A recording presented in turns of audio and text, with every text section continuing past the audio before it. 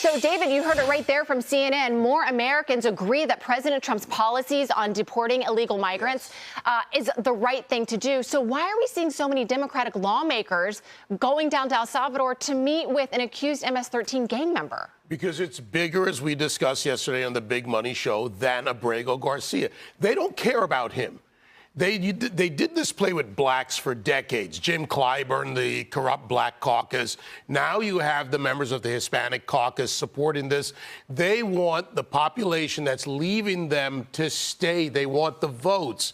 And they don't care if anything happens to a Garcia or otherwise. But for all the Democrats, go, please go. James Comer denied the Codell. They sent the letter in. Let them go, use their own money. Cory Booker, all of the virtue signaling. I want the optics of an MS-13 tattooed hand with a United States Senator, Chris Van Hollen, and Cory Booker and all of the other virtue signalers to be the ad that Republicans use when it comes down to safety. Do women and men, do Americans want to be safe, or do you want to be raped, murdered, robbed in whatever way? The Democrats are supporting that, just like many of those Democrats, tacitly or otherwise, support the pro-terrorist protesters on campuses.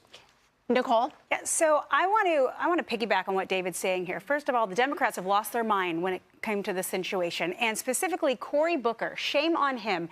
You heard him. So he's now saying he's going to go to El Salvador as well. He's just going to hop on this bandwagon. Spartacus. Yes, but guess what? He is a sitting senator in our state of New Jersey. Do you know what else is happening with New Jersey? Eden Alexander, a 20-year-old, I call him a kid because he's younger than my oldest son, but he is an innocent hostage still kept by Hamas in the tunnels, in the rubble.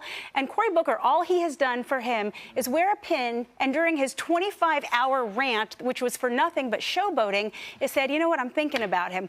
Great that he's thinking about his own constituent, but he's going to fly to El Salvador for someone who's not a U.S. citizen. Shame on you, Cory Booker. And you know what, Raymond, it is true. What Nicole is saying is absolutely right. The Democrats are picking some really weird causes to latch onto here. Yeah. We saw the White House. This is call for number one, if we can show everyone. But the White House posted on X a side-by-side of President Trump with, who you see there, Patty Morin. That's the mother of the Maryland woman who was killed by an illegal migrant, Rachel Morin.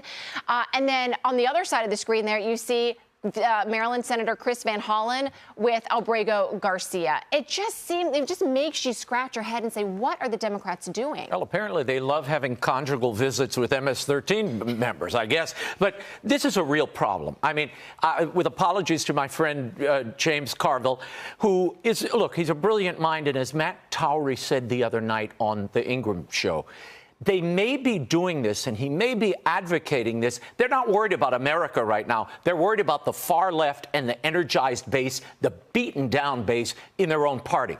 And they think this Abrego Garcia character somehow engenders sympathy from the left, and they can raise a lot of money off of it. That might be true, but we'll see. But the larger issue that David raised is the right one. This looks really bad for the entire party. And I don't know how much longer you can keep saying he's not a member of MS-13 or this hasn't been proven. The guy's tats now have shown up. The president tweeted them overnight. It's clear this guy is a loving father from Maryland, the way Luigi Mangione is a sweet kid from Baltimore. It doesn't wash it. Here's a really key point on the tattoos, by the way. Yeah. If those tattoos are on his hand and he is not a member of MS-13, he gets killed by MS-13. Right. And when you look at marijuana, the S, the 1 to 3, it's a very clever way in which they do this. You do not. This is a death cult. This is not just your ordinary soldiers from Chicago or gangs.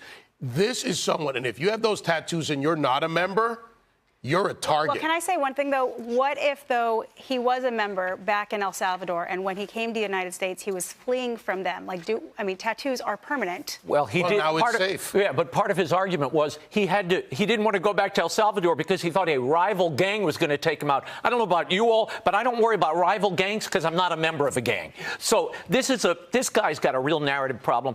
The Democrats, to hang their shingle on this guy, is a real problem. Keep going, Democrats. Yeah. Keep going. Well, to your point, Nicole, I do think there are questions about his gang affiliation, and that's why we hear the Democrats seizing on this due process issue, which as a lawyer, I do see a need to work out those issues in the court. But I think the legal process is separate from the political discussion that we just had. I think clearly the Republicans in the White House are on solid ground here. I got to make this quick point. I know we got to go.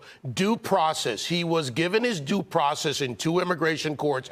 Due process. Well, we're going to get to due process. An American we're going to start talking about what's coming illegal. up next at the Supreme Court. We're going to talk about that's what the whole argument is going to be, is due process. Hey, Sean Hannity here. Hey, click here to subscribe to Fox News YouTube page and catch our hottest interviews and most compelling analysis. You will not get it anywhere else.